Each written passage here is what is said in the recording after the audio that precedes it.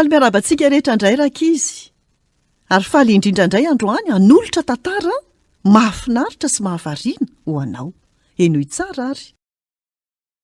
Ny magy ireo olon-kendry tapany faharoa. Matio 2:2. Jesosy ilay mpanjaka mandrakizay.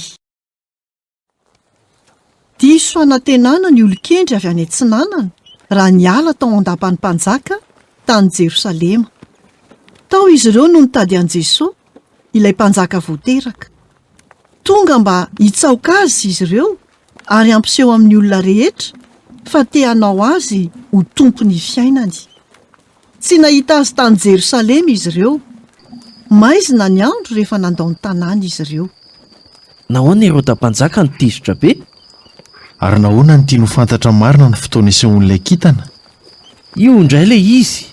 Io ilay kintana izay mampiseho antsika fa teraka amin'ny mpanjakan'ny Jiosy. Faly ery ireo olona avy tany Babilona ireto nahita an'ilay kintana indray.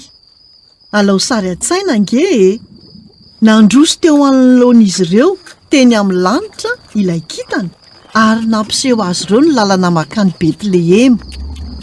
Mijanona avy hatrany teo ambonin'ny trano iray ilay kintana satria tao amin'izany trano izany Maria sy Josefa niaraka tamin'i Jesosy zazakely.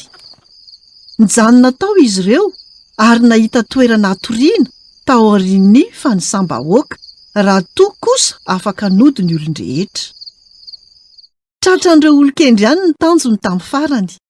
Niditra tao amin'ilay nitoeran'ny Maria sy Josefa izy ireo ary nahita maso an Jesosy zazakely ilay mpanjaka nirahan'Andriamanitra.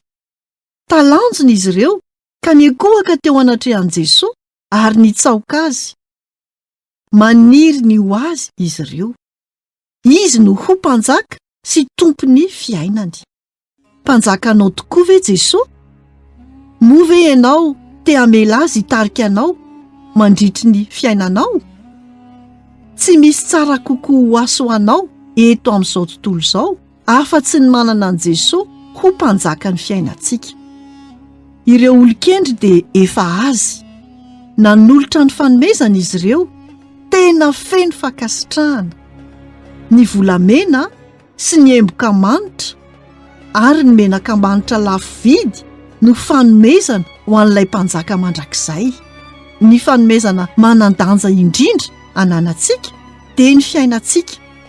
Na iza manolotra ny aina ho an Jesosy dia ho valiantsy ho tanteraka. Izay indray no anjara hafatra ho antsika tamin'ity anio ity. Tahiny tompo daholo nanolotra ny tantara Zokomy.